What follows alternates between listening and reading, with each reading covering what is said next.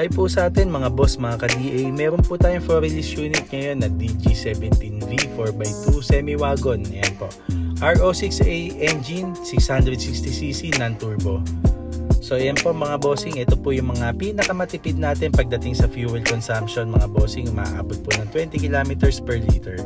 So discuss ko muna po sa inyo yung pagkakagawa natin dito sa unit. Ayan po, may pagka-vintage po yung pagkakagawa natin, two-tone, off-white color at kanyang body color naman po ay orange.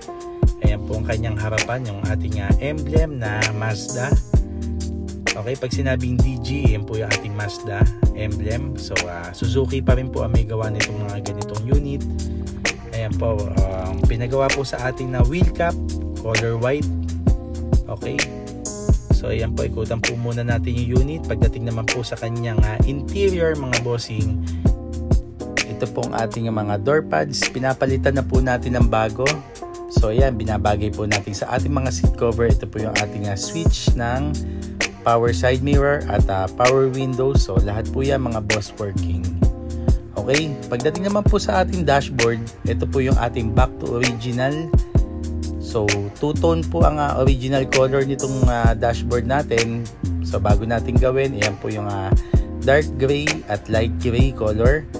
So itong glove box po, napaka-importante po ng alignment niyan. Ayan, pantay na pantay po yung pagkakakabit natin. So plus minus po pagdating sa ating shifter cable, pwedeng manual, pwedeng automatic. Lenovo dashcam at itong ating OBD2 scanner. Ayan. Okay, so ito po napaka-vintage po ng pagkakagawa natin ng seat cover, individual seat or yung tinatawag nilang captain seat. Ayan po yung armrest. Okay, so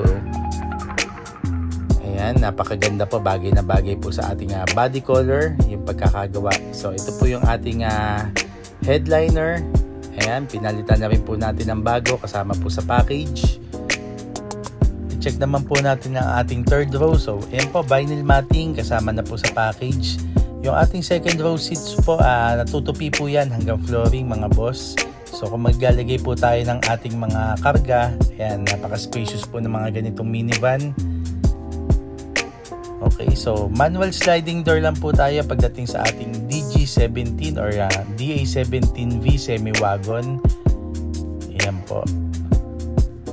So sa mga nagtatanong po kung how much or magkano po yung mga ganitong unit, ayan, so inabot po ng 345,000 ang ating buyer. So pagdating naman sa basic setup, 335 lang po ito mga boss.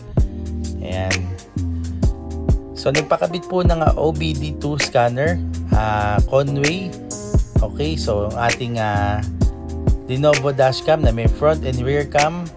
Yung ating radiator, pinaka-copper na po natin. In-advise po natin ng ating buyer pag mga DA17 po, pinapapalitan na po natin ng copper. So para tumagal po yung ating radiator, yung cooling system di po maapektuhan eventually.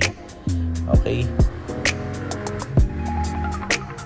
So sa mga interested buyers po, tumawag lang po kayo sa amin sa 0915-212-2037 or mag-PM po kayo sa aming FB page, FC Cars Minivan Manila.